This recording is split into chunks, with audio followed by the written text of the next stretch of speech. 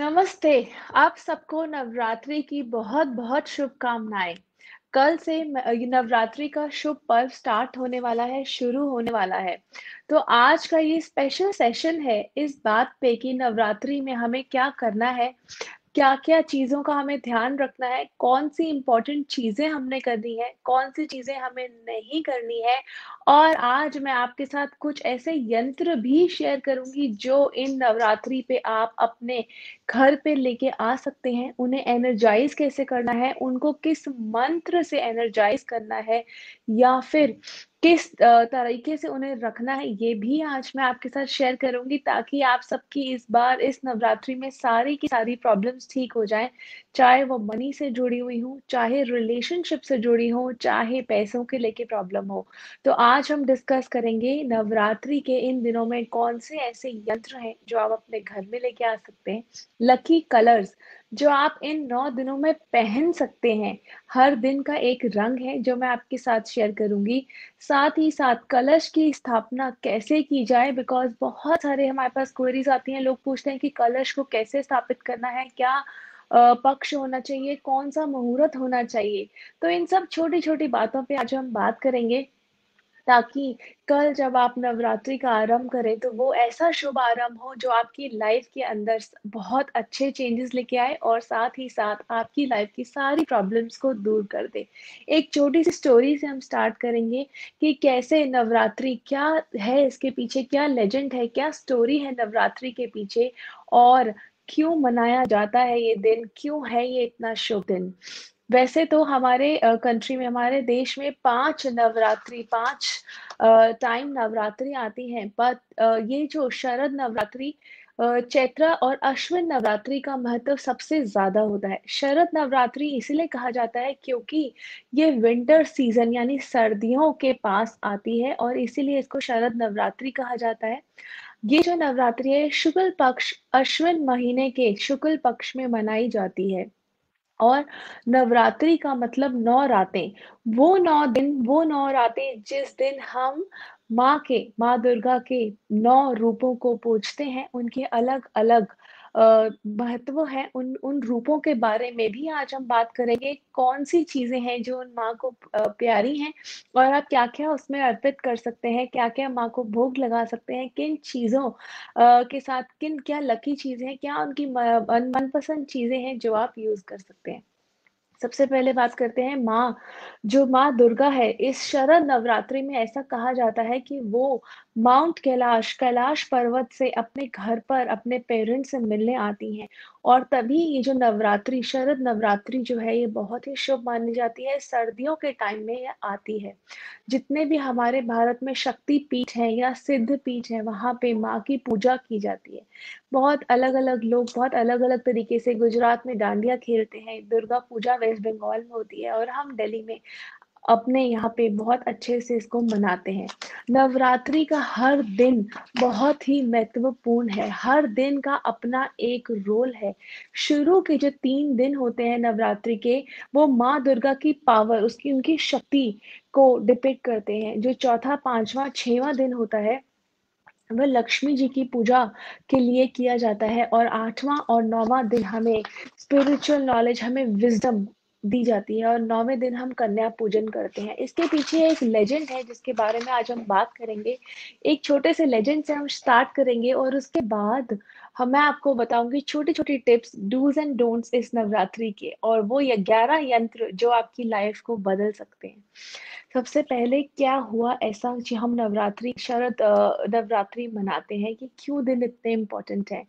जब भगवान राम और रावण का युद्ध हो रहा था, उस समय तो जब रावण और लॉर्ड राम का रुद्ध युद्ध हो रहा था, तो ब्रह्मा जी ने आके उनको बोला कि आप चंडी देवी की पूजा करें ताकि आप रावण को हरा पाएँ। ये सुन के भगवान राम ने 108 नील कमल इकट्ठे किए जो कि चंडी देवी को अर्पित किए जाते हैं, उनको दिए जाते हैं, उनको भोग लगाए जाते हैं, उन पे चढ़ाए जाते हैं जो उनके फेवरेट होते हैं। तो जब वो 108 बहुत ही रेयर होते हैं बट इज़िली नहीं मिलते हैं, तो 108 नील कमल इकट्ठे किए गए और भगवान राम ने पूजा स्टार्ट करी। यज्ञ स्टार्ट किया चंडी देवी को खुश करने के लिए ताकि वो रावण को हरा पाएँ और युद्ध जीत पाएँ। जहाँ उन्होंने यज्ञ स्टार्ट किया, वहाँ रावण ने भी चंडी पाठ को स्टार्ट कर दिया और उन्होंने पूजा करनी स्टार्ट करी। तो इस चीज़ को देखते हुए जब पवन देव से ये बात राम जी को पता चली, तो वो थोड़े से इस चीज़ में आ गए कि दोनों ही तरफ से माँ को खुश करने की कोशिश की जा रही है। तभी एक चमत्कारी तरीके से एक नील कमल राम जी के 108 कमलों में से गायब हो गया। तब राम जी थोड़ा-सा सोच में आ गए कि वो इस चंडी माँ को कैसे खुश करेंगे। तभी उन्हें याद आया कि लोग ये कहते हैं कि उनके जो नयन हैं वो कमल नयन लोचन है। तब राम जी ने ये सोचा कि वह अपनी एक आँख निकाल के माँ को खुश करेंगे क्योंकि वो ये युद्ध जीतना चाहते थे और रावण को हराना चाहते थे। जैसे ही उन्होंने अपना तीर कमान निकाला अपनी एक आँख निकालने के लिए तभी चंडी माँ प्रकट हुई और उन्होंने उनको वरदान दिया कि वो ये युद्ध ज़रूर जीतेंगे। वहाँ पे रावण भी अपनी तरफ से पूरी कोशिश कर रहा था इस युद्ध को जीतने के लिए और वो यज्ञ कर रहा था। बहुत सारे ब्राह्मण उन्होंने बिठाए हुए थे जो उनके साथ यज्ञ कर रहे थे माँ को प्रसन्न करने के लिए। तभी हनुमान जी ने अवतार लिया एक ब्राह्मण बच्चे का और उन ब्राह्मणों की उन्होंने सेवा करनी शुरू की। जब उन्होंने हनुमान जी ने ब्राह्मणों की सेवा करनी शुरू की, उनका सेवा भाव, उनका डिवोशन देख के ब्राह्मण बहुत खुश हुए और जब वह खुश हुए तो ब्राह्मणों ने हनुमान जी का जो छोटे बच्चे का ब्राह्मण अवतार था, उससे पूछा कि आप जो भी चाहें आप मुझसे माँग सकते हैं। तब हनुमान जी ने एक वरदान माँगा। क्या वरदान था वो? वरदान यह था कि उन्होंने ये कहा कि एक शब्द जो वो पाठ कर रहे हैं, जो वो यज्ञ कर रहे हैं, जो वो मंत्र बोल रहे हैं, उसके अंदर वो एक शब्द चेंज करना चाहते हैं, उसको बदलना चाहते हैं। तो ब्राह्मणों को पहले समझ नहीं आया कि इसके पीछे क्या राज़ है, कि इसके पीछे क्या मिस्ट्री है। तो वो शब्द था भूतिहरिणी की जगह उन्होंने कहा भूतिकर्णी। तो भूति हरनी का मतलब जो कि सारी बुराइयों को खत्म कर दे। तो ये यज्ञ इसलिए हो रहा था ताकि भूति हरनी मतलब चंडी देवी जो इंसानों के जो इल हैं, बुरे चीज़ें हैं उनको खत्म करने के लिए और उन्होंने वह शब्द चेंज कर दिया भूति करनी मतलब जो लोगों को डराए, जो लोगों में ये सब चीज़ें पैदा करे। यह देखकर चंडी देवी बहुत गुस्से में आ गईं और उन्होंने अ, ये जो यज्ञ था, जो ब्राह्मण यज्ञ कर रहे थे, वो इस बात से बहुत गुस्सा हो गईं, बहुत क्रोधित हो गईं और रावण वह युद्ध हार गया और राम जी ये युद्ध जीत गए। और उसके बाद ये नवरात्रि के शुभ दिन 9 दिन मनाए जाते हैं। आपको कुछ चीज़ों का बहुत ख़्याल रखना है, इससे पहले कि हम बात करें कि हमें क्या-क्या करना है। ये एक छोटी-सी कहानी थी, एक छोटी-सी एक बात थी, आप सबके साथ शेयर करने के लिए कि क्यों हम ये नवरात्रि मनाते हैं और क्या है उन 9 दिनों में, उन 9 दिन की जो देवियाँ हैं, उनके क्या है उनको जो भोग लगाया जाता है और किस चीज़ के लिए वो मानी जाती हैं। अब हम उनकी बात करेंगे ताकि आप हर दिन उस हिसाब से हर दिन इन 9 दिनों का अच्छे से सदुपयोग करके अपनी लाइफ को बहुत आसान बना सकें। सबसे पहले पहला दिन आता है माँ शैलपुत्री का। माँ शैलपुत्री के जो भी आप कोई भी भोग लगाएँ प्योर घी मतलब गाय का बना हुआ ताज़ा घी जो प्योर घी होता है वो होता है और श माँ शैलपुत्री हटाती हैं किसी भी तरीके की बीमारी, डिज़ीज़ेज़, इलनेस को। तो ये दिन पहला जो दिन है वो बहुत ही इम्पोर्टेंट महत्वपूर्ण होता है। जब हम कलश स्थापना करते हैं उसके बाद भी माँ शैलपुत्री की पूजा की जाती है। अभी हम बात भी करेंगे कि कलश में क्या-क्या चीज़ें सबसे ज़रूरी हैं और उसकी स्थापना कैसे की जाती है। दूसरा दिन आता है माँ ब्रह्मचारिणी का। इस दिन उनको जो भोग लगाया जाता है फ्रूट्स, फल, फ्रूट, आहार और शुगर ये इनको भोग लगाया जाता है और माँ ब्रह्मचारिणी लॉन्ग लाइफ, फैमिली में उठ रहे किसी भी तरीके की अगर आपके घर में तनाव है, किसी फैमिली मेंबर्स की आपस में नहीं बनती है, तो उस चीज़ को माँ ब्रह्मचारिणी जो हैं, आप इनकी आराधना कर सकते हैं। तीसरा दिन आता है माँ चंद्रघट का।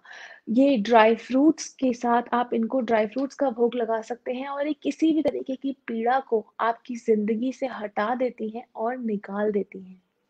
आप लोग साथ-साथ अपने क्वेश्चंस भी डाल सकते हैं अगर आपके मन में कोई दुविधा है, आप जानना चाहते हैं कि कैसे इन दिनों का सदुपयोग करें, तो आप ज़रूर कमेंट्स में लिख सकते हैं।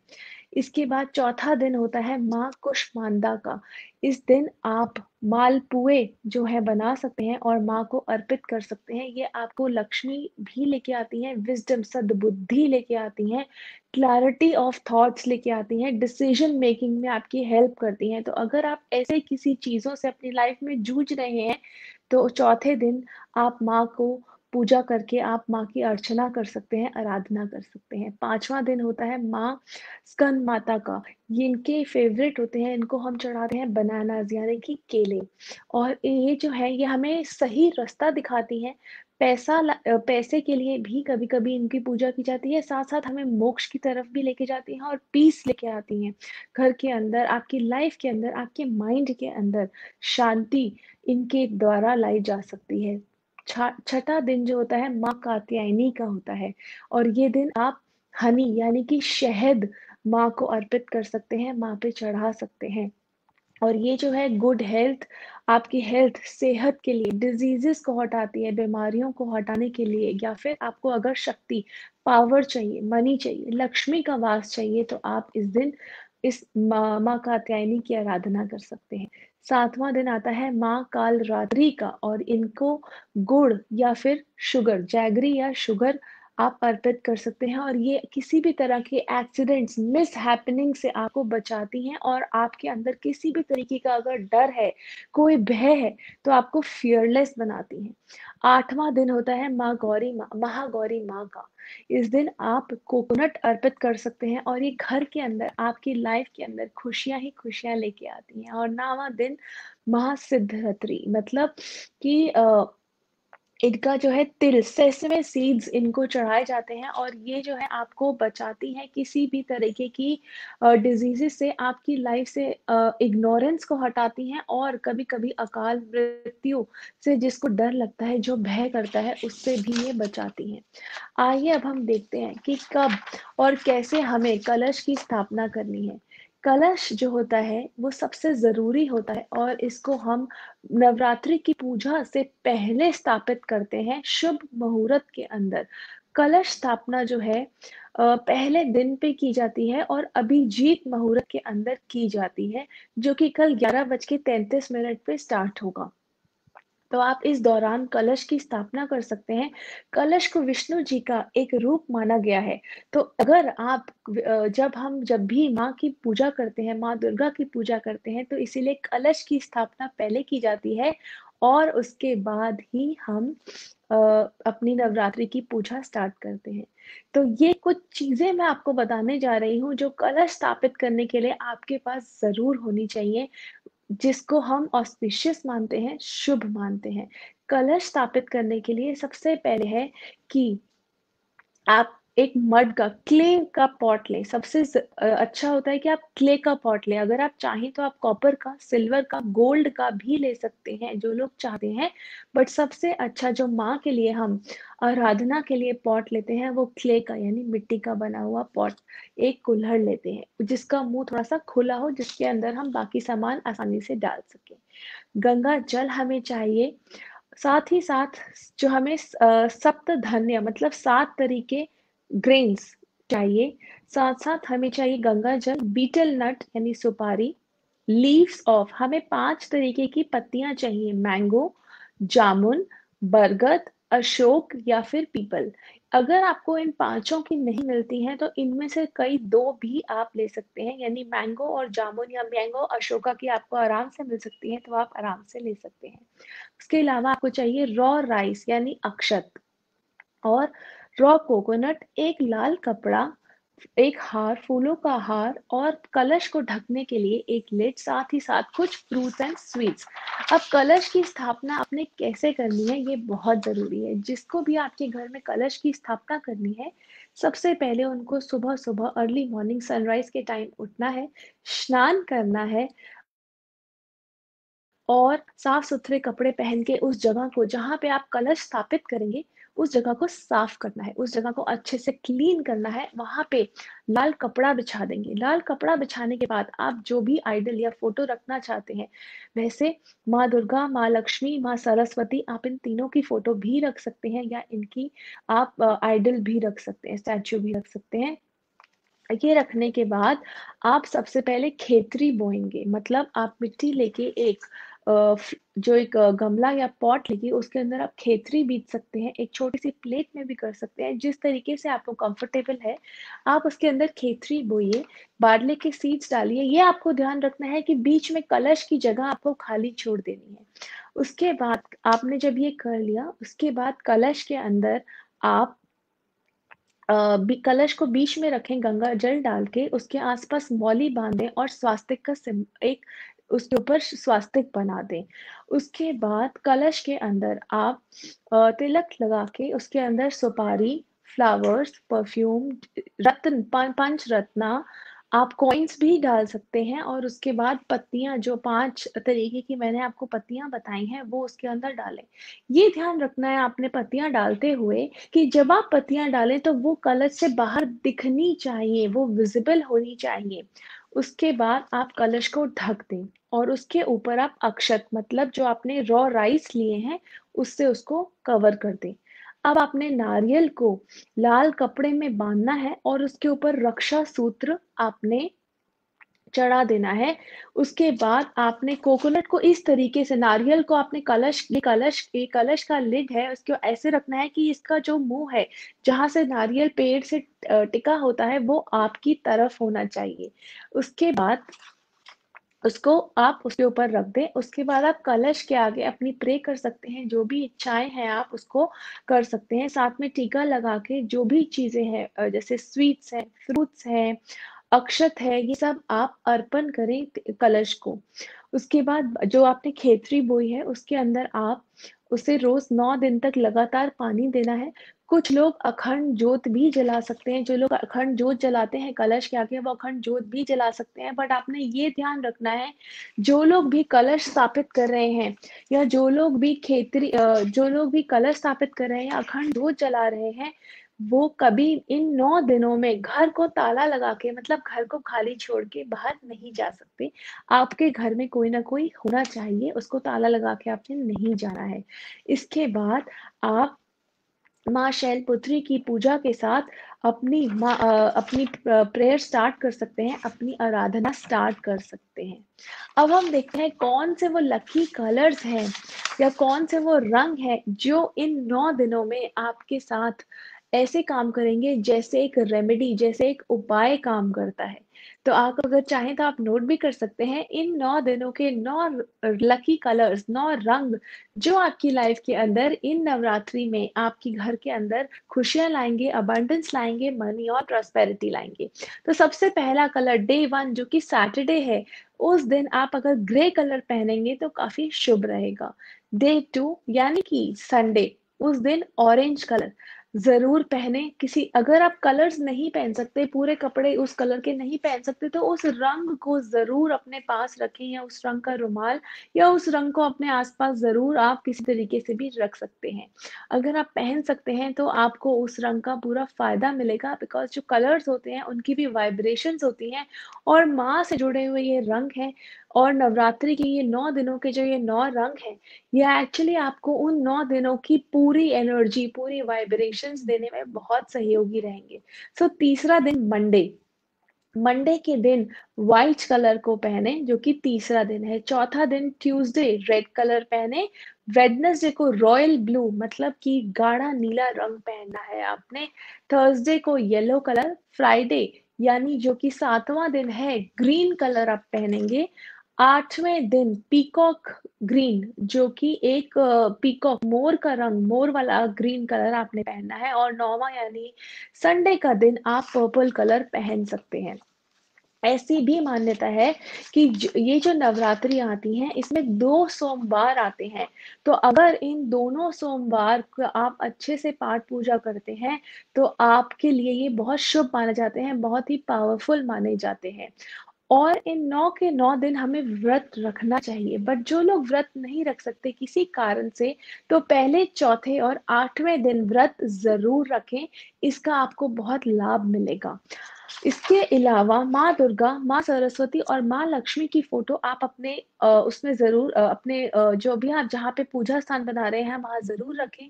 बताशे और लौंग माँ को ज़रूर चढ़ाएँ और दुर्गा सप्तशती का पाठ ज़रूर करें।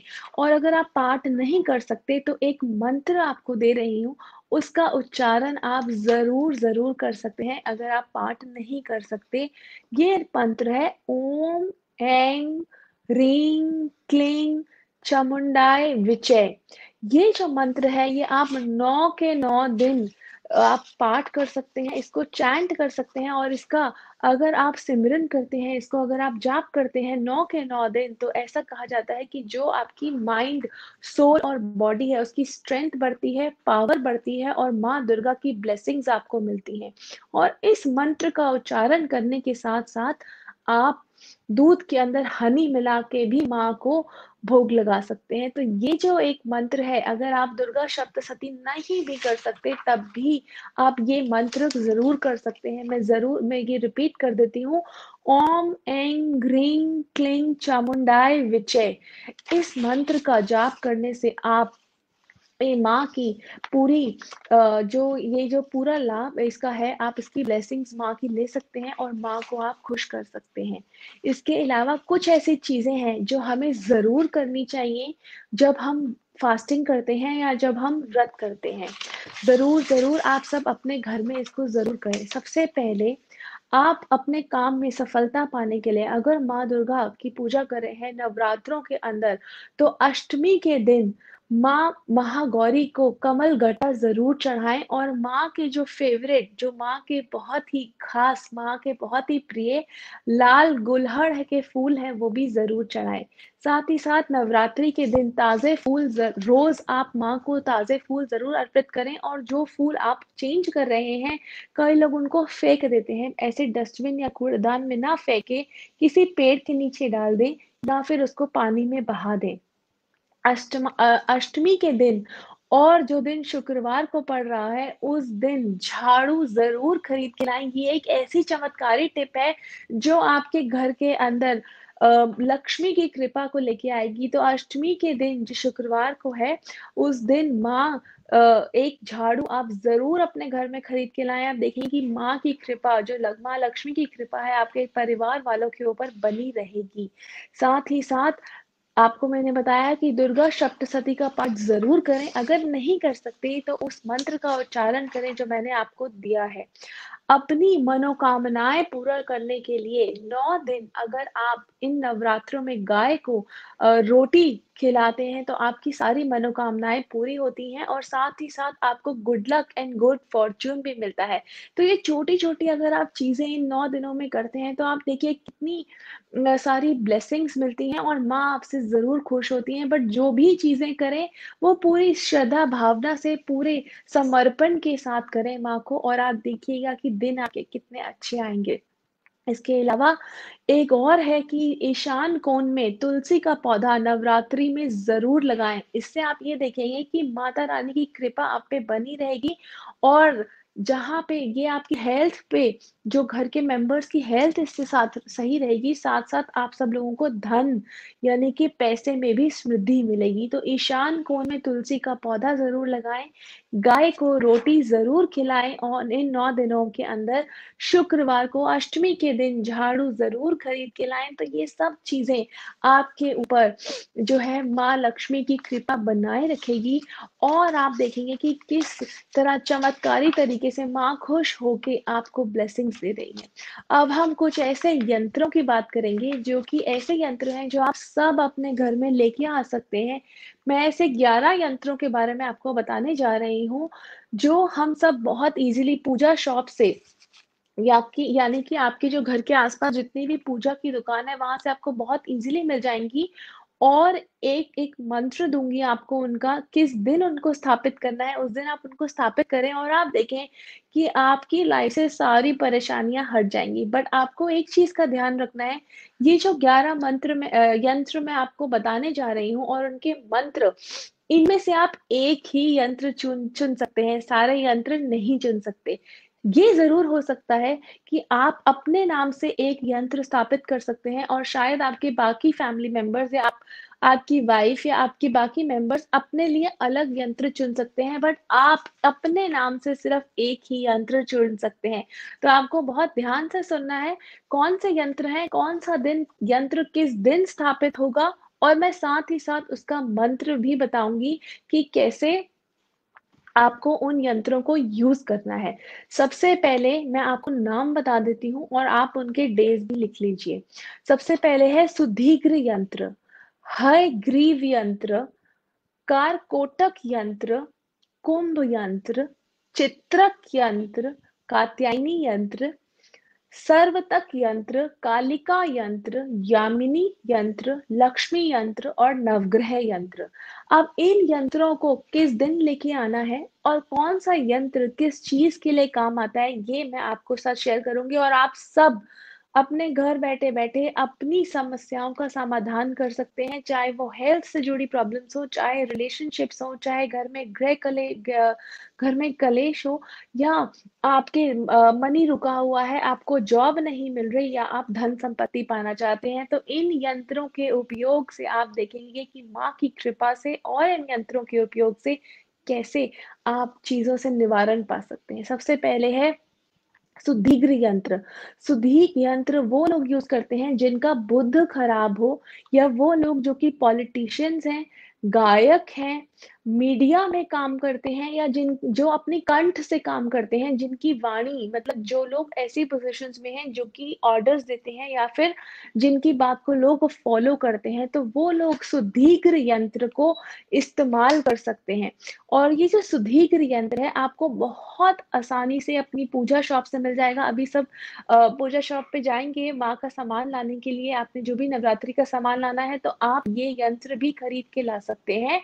पहले दिन इसको स्थापित किया जाता है, जो कि माँ शैलपुत्री का जो है दिन है और ये जो है, अगर किसी को नज़र लगी हुई है, आपको लगता है कि किसी को घर में बहुत जल्दी-जल्दी नज़र लग जाती है, तो उसके लिए भी यूज़ किया जा सकता है। अगर हेल्थ में इश्यूज़ हैं, आपकी तबीयत खराब रहती है, तो आप उसके लिए भी इसको यूज़ कर सकते हैं। तो इस यंत्र का मंत्र, जो भी मैं आपको मंत्र देने जा रही हूँ, आपको 1008 बार उसको बोलना है और आपका जो यंत्र है, वो एक्टिवेट हो जाएगा, एनर्जाइज़ हो जाएगा और आप उसको स्थापित करने के बाद वो आपके लिए वैसी वाइब्रेशंस क्रिएट करने लग जाएगा। तो कोई मुश्किल नहीं है, सिर्फ़ आपको ये यंत्र शॉप से लेके आना है और आपकी सारी प्रॉब्लम्स का आपको सॉल्यूशन मिलेगा आज। तो ये मंत्र है ओम ऐं ह्रीं क्लीं शैलपुत्राय नमः। क्योंकि ये पहली देवी जो माँ का पहला स्वरूप है, उससे जुड़ा यंत्र है, तो ये पहले दिन ही स्थापित किया जाता है। दूसरा यंत्र है हयग्रीव यंत्र। हयग्रीव यंत्र नवरात्रि के दूसरे दिन स्थापित किया जाता है और जागृत किया जाता है। तो जिन भी लोगों को कुछ ऐसी पीड़ाएँ हैं जिनकी वज़ह से उनकी हेल्थ में इश्यू आ रही है, एजुकेशन में, पढ़ाई में आपको असफलता मिल रही है, मानसिक आप माइंड से डिस्टर्ब्ड हैं, स्ट्रेस इश्यूज़ हैं, किसी भी तरीके की नौकरी में, आपकी जॉब में इश्यूज़ आ रही हैं या फिर घर के अंदर, परिवार के अंदर इश्यूज़ हैं, फैमिली इश्यूज़ आ रहे हैं, घर में लड़ाई-झगड़ा बहुत ज़्यादा है, तो इन सभी चीज़ों को हयग्रीव यंत्र आप अगर माता ब्रह्मचारिणी के आवाहन करके इसको एनर्जाइज़ करेंगे, इसको जागृत करेंगे, तो आपके घर की ये सारी प्रॉब्लम्स ठीक हो जाएँगी। बच्चों के आगे एग्ज़ाम्स होने वाले हैं, तो आप बच्चों के नाम से भी इसको जागृत करके घर में नवरात्रि में स्थापित कर सकते हैं और इसका मंत्र है ओम ऐं ह्रीं क्लीं ब्रह्मचारिणाय नमः। जो भी मंत्र मैं आपको दे रही हूँ, ये उसी यंत्र के साथ काम करेंगे जो हम यंत्र चूज़ करेंगे। तो आप इन मंत्रों को लिख भी सकते हैं। यह वीडियो बाद में लाइव रहेगा, आप देख के इसको सुन के दोबारा भी लिख सकते हैं। ये जो मंत्र हैं, आपको 1008 बार इनका उच्चारण करना है और साथ में अपने घर में जागृत करके माँ का आवाहन करके इसको आपने स्थापित करना है। जो तीसरा यंत्र है, वो है अ, कारकोटक यंत्र। कारकोटक यंत्र जो है नवरात्र के तीसरे दिन जागृत किया जाता है और ये बहुत ही शक्तिशाली, बहुत ही ऊर्जा देने वाला, बहुत ही पावरफुल यंत्र है। अगर आप इसको स्थापित करते हैं तो ये बहुत सारी आपकी लाइफ की प्रॉब्लम्स को सॉल्व करता है और ये तीसरे दिन की माँ चंद्रघटा के साथ जुड़ा हुआ यंत्र है। तो इस यंत्र का उपयोग बाहर की जो कंट्रीज हैं जैसे दुबई या यूएई, जो ये सारी अरब कंट्रीज हैं, इसको इस्तेमाल करती हैं। इसको अकरब भी कहा जाता है, अकरब के नाम से इसको जाना जाता है। और ये जिसको भी चंद्र का दोष होता है या चाइल्ड इश्यूज होते हैं, बार बार मिसकैरेज हो जाता है, अबॉर्शन हो जाते हैं, या बच्चों से जुड़ी कोई आपकी परेशानी आ रही होती है, तो उसके लिए ये यंत्र बहुत पावरफुल है। इसके अंदर बहुत एनर्जी होती है, ऊर्जा से भरा हुआ ये यंत्र है। और अगर आपके घर में कहीं अचानक कोई बीमार पड़ जाता है और उसकी वो बीमारी का पता ना लग रहा हो, तब भी इस यंत्र को यूज किया जा सकता है, स्थापित किया जा सकता है, जागृत किया जा सकता है। तो इसका जो मंत्र है वो ये है: ओम ऐं ह्रीं क्लीं चंद्र घटाय नमः। इन मंत्रों का उच्चारण आपको 1008 बार करना है और आपने इसको अपने घर में जागृत करके रख लेना है। जो भी समस्या है तो आप चूज कर सकते हैं, बट आपको ये ध्यान रखना है कि जो भी मंत्र आप चूज कर रहे हैं, जो भी यंत्र आप चूज कर रहे हैं, वो एक ही होना चाहिए आपके नाम से। तो आप देख सकते हैं कि आपको हेल्थ से जुड़ा लेना है, आपको परीक्षा से जुड़ा लेना है, आपको धन से जुड़ा लेना है, या आपको आपको अब रिलेशनशिप से जुड़ा हुआ लेना है, तो ये आपको एक ही यंत्र चूज करना है, लालच नहीं करना। उसके बाद चौथा यंत्र है कुंभ यंत्र। कुंभ यंत्र जो होता है ये बहुत ही पावरफुल यंत्र है। किसी भी ऐसी बीमारी जो कि आपको समझ ना आ रही हो उसमें काम करता है। अगर आपको नजर लगती है बार बार, उसमें भी ये काम आता है, आपको नजर से बचाता है। साथ ही साथ अगर किसी पे कलंक लग रहा हो, मतलब दोष डाला जा रहा हो, आप लीगल केस में फंस गए हैं, किसी कोर्ट केस में फंस रहे हैं, या आपके आसान से आसान काम भी बिगड़ जाते हैं क्योंकि आपको समझ नहीं आता कि ये तो बहुत आसान काम था और वो फिर भी नहीं हो पाता, आप उसमें अटक जाते हैं, तो ये कुंभ यंत्र वहां आपकी मदद करेगा। ये शनि के दोष को भी दूर करता है। शनि प्लैनेट जो है, शनि ग्रह से जुड़ा अगर कोई दोष है, ये उसको भी दूर करता है। तो ये बहुत ही पावरफुल यंत्र है। चौथे दिन इसको स्थापित किया जाता है और इसको कुष्मांडा देवी का आह्वान करके इसको जागृत किया जाता है। इसका मंत्र है ओम ऐं ह्रीं क्लीं कुष्मांडाय नमः। जितने भी मंत्र हैं आपको सिर्फ 1008 बार ही करने हैं और आपका यंत्र आपके लिए जागृत हो जाएगा और आपकी मदद करेगा आपकी लाइफ के इश्यूज को सॉल्व करने के लिए। पांचवें यंत्र पे आते हैं, चित्रक यंत्र। अगर आपका इसको चंद्रकांतक यंत्र भी कहा जाता है। यह जो है आपके 5वें दिन जो है इसको स्थापित किया जाता है और स्कंद माता के साथ जुड़ा हुआ ये यंत्र है। ये आपको पैसा, अगर आपके कर्जे बार बार चढ़ जाते हैं, बार बार आपको लोन लेना पड़ता है, पैसा जो होता है आपका, आपको समझ नहीं आता कि कैसे खर्च हो जाता है, अनएक्सपेक्टेड एक्सपेंसेस हो जाते हैं, ना चाहते हुए भी आपके खर्चे होते हैं, तो ये यंत्र आपके लिए बहुत बहुत कारागार है और ये आपके रुके हुए पैसे भी लाने में बहुत मदद करता है। जैसे आपके कई लोग आपको पैसे वापस नहीं कर रहे, आपके पैसे अटके हुए हैं, तो ये यंत्र आपके पैसे भी लाने में बहुत हेल्प करता है। चित्रक यंत्र, इसको 5वें दिन स्थापित किया जाता है और ये जो है इसका जो मंत्र है ओम ऐं ह्रीं क्लीं सकन माताय नमः।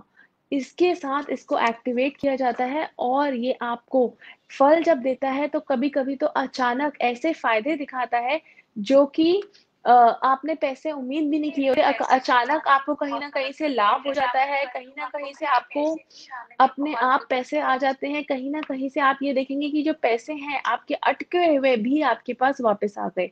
अगर आप सबके पास कोई क्वेश्चन्स हैं, तो आप क्वेश्चन्स को ज़रूर लिख सकते हैं और बता सकते हैं। लोकेश जी ने एक सवाल पूछा है कि सिग्निफिकेंस ऑफ कलर्स क्या है नवरात्रि में?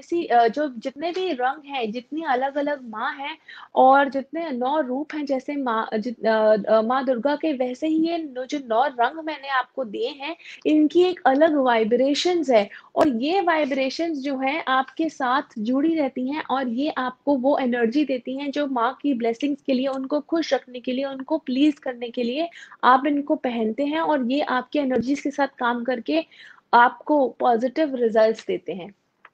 अब बात करते हैं 6वें यंत्र की, जो कि है कात्यायनी यंत्र। ये यंत्र जो है, किसी भी तरीके का अगर आपको भ्रम होता है, अगर आपको लगता है नेगेटिविटी है, किसी तरीके की रोक लगी हुई है, नज़र बाधा है या किसी ने कुछ आपको लगता है कि कहीं से कोई बाधा आ रही है जो आप समझ नहीं पा रहे। यहाँ तक कि पितृ दोष, मातृ दोष और कभी-कभी कहा जाता है कि अगर कोई ऊपरी बाधा भी है या भूत प्रेत जैसी चीज़ें भी हैं, नेगेटिव एनर्जीज़ हैं या स्पिरिट्स हैं, तो ये उससे भी आपको मुक्त करता है और ये बहुत ही अचूक और सर्वोत्तम उपाय है इस यंत्र को यूज़ करना। और ये माँ कात्यायनी देवी के आवाहन करके उनको इसको जागृत किया जाता है। केतु ग्रह से जुड़ी हुई अगर किसी को समस्या है, तो ये उसको भी सॉल्व करता है। अब हम बात करते हैं इसको जागृत कैसे करना है। इसको जागृत करने का बहुत सीधा तरीका है। मंत्र है ओम हैंग क्रीं, ओम हैंग ग्रीं क्लीं कात्यायने नमः। तो इस मंत्र का उच्चारण करने से आप इसको एक्टिवेट कर सकते हैं, माँ का आवाहन कर सकते हैं। 7वां यंत्र है संवर्तक यंत्र। संवर्तक यंत्र जो है, ये मांगलिक दोष को दूर करता है। जैसे कि आपकी शादी में रुकावट आ रही है, आपको मनचाहा पार्टनर नहीं मिल रहा, विवाह हो गया, आपकी मैरिज हो गई है, बट फिर भी मैरिज में कहीं ना कहीं से ऑब्स्टिकल्स आ रहे हैं, घर में परेशानियां हो रही हैं, मंगल दोष की वजह से प्रॉब्लम्स हो रही हैं। तो जितने भी आपको मांगलिक होने की वजह से जो भी कष्ट हो रहे हैं, उन सबको ये दूर करता है। साथ साथ अगर आप व्हीकल लेना चाहते हैं, आप कोई ना कोई व्हीकल खरीदना चाहते हैं, कोई वाहन खरीदना चाहते हैं, उसमें प्रॉब्लम्स हो रही हैं, तो ये उसको भी दूर करता है। अगर आप प्रॉपर्टी खरीदना चाहते हैं, वो नहीं खरीद पा रहे, प्रॉपर्टी बना नहीं पा रहे, तो ये उसको भी सही करता है। तो ये यंत्र बहुत ही शक्तिशाली है और बहुत सारी चीज़ों में आपकी हेल्प करता है। और ये 7वें दिन माँ काल रात्रि का आह्वान करने से एक्टिवेट होता है, ये जागृत किया जाता है। तो माँ का जो मंत्र है वो है ओम ऐं ह्रीं क्लीं काल रात्राय नमः। इस मंत्र से आप इस यंत्र को जागृत कर सकते हैं। इसके बाद 8वां यंत्र होता है कालिका यंत्र। ये जैसे आपको जिन लोगों को स्किन की डिजीजेस होती हैं, स्किन की प्रॉब्लम, कैंसर जैसी बीमारी, टीबी, कैंसर या लकवा, ऐसी बीमारियों को भी ये ठीक करता है और ये बड़ा ही कारागार साबित होता है, क्योंकि ये बहुत ही पावरफुल यंत्र है।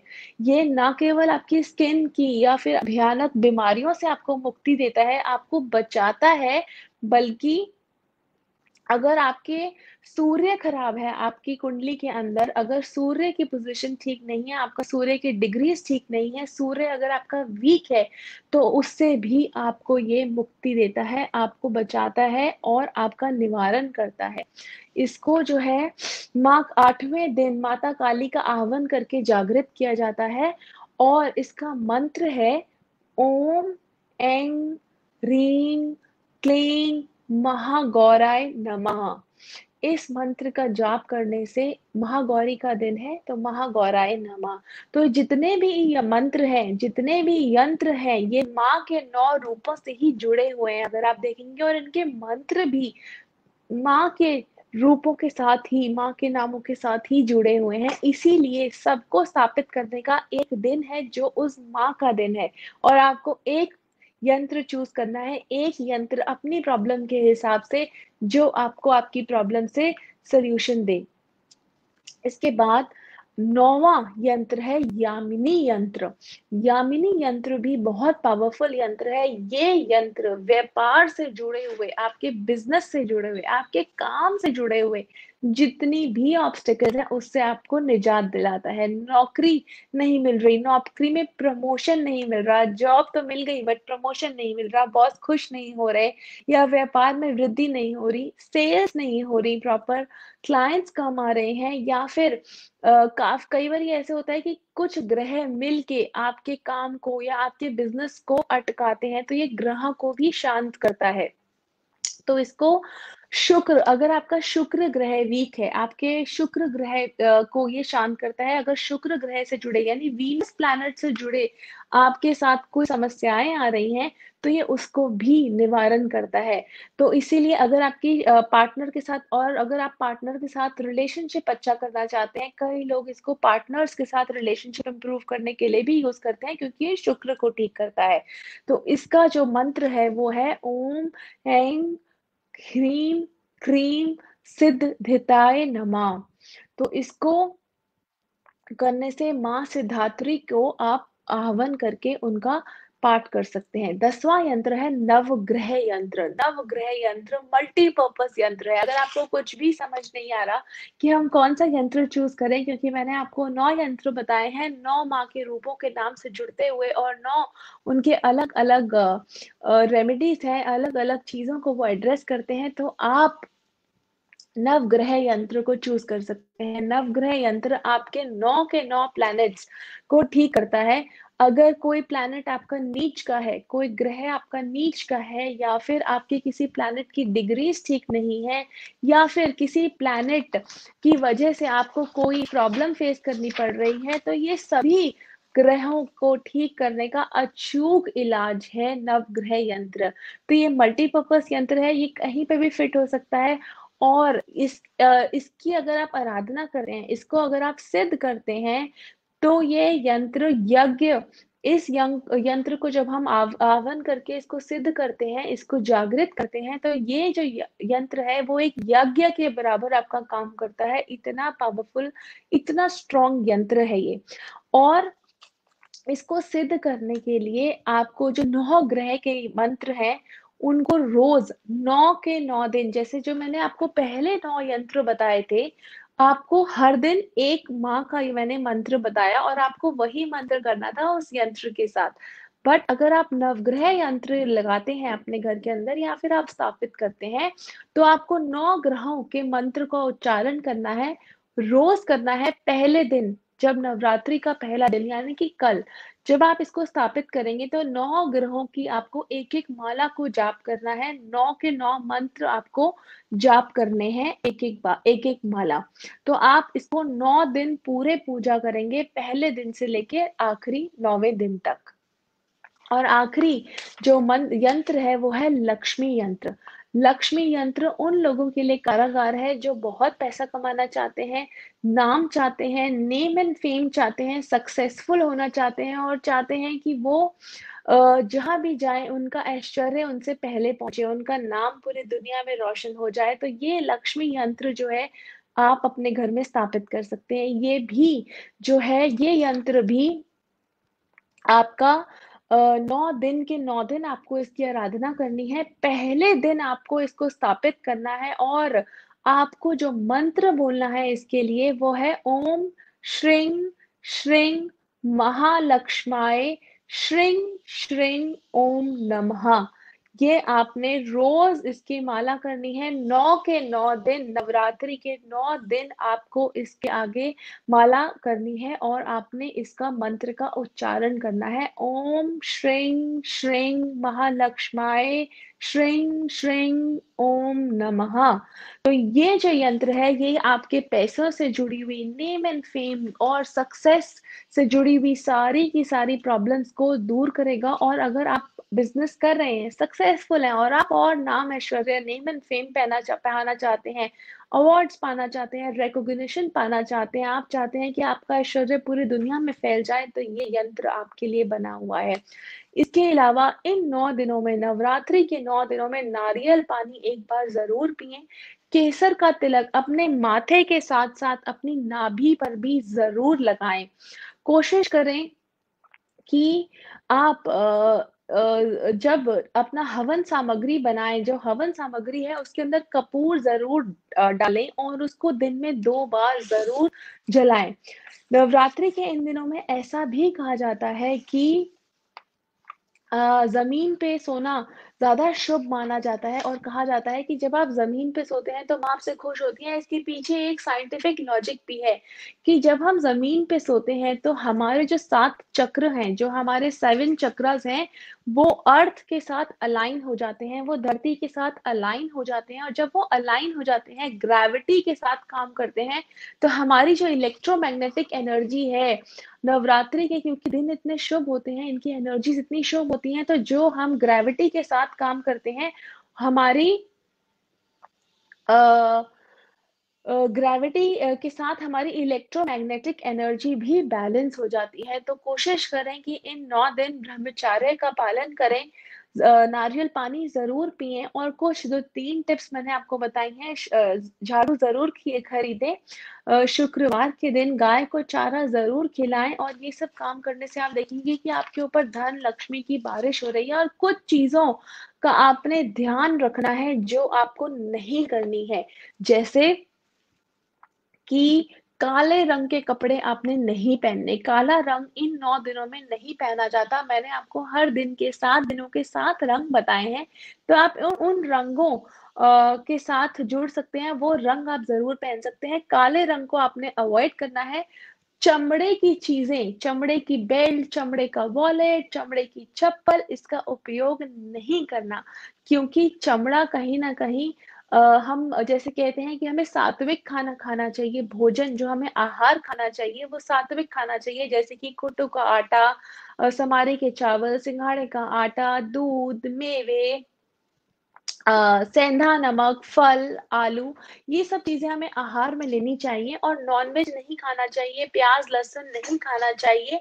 तो ऐसे ही चमड़े से हमें परहेज़ करना है, लेदर के सामान से हमें परहेज़ करना है। अगर हम सच में नवरात्रि के इन दिनों में चाहते हैं कि माँ लक्ष्मी, माँ दुर्गा की हम पे कृपा हो, तो चमड़े का उपयोग से हमें बचना है, काला रंग नहीं पहनना है। हो सके तो घर को खाली नहीं छोड़ना जहाँ आपने दीपक जलाया है, जहाँ पे आपने अखंड जोत जलाई है या फिर आपने कलश की स्थापना की है, तो कोशिश करें अपने घर को छोड़ के ना जाएँ और नवरात्रि के व्रतों में काले रंग के कपड़े नहीं पहनना चाहिए और सबसे ज़रूरी बात, ऐसा कहा जाता है कि नवरात्रि के दिनों में दिन को नहीं सोना चाहिए, इसके साथ ही कोशिश करें जितना अ, ज़मीन पे सोएँ उतना अच्छा है, नहीं सो सकते तो आप बेड पे भी सो सकते हैं और साथ ही साथ माता रानी का यह व्रत त्याग, समर्पण की भावना की सीख देता है, तो कोई एक चीज़ इन 9 दिनों में छोड़ के देखिए और देखिए कैसे माता रानी आपसे खुश होंगी और आपके ऊपर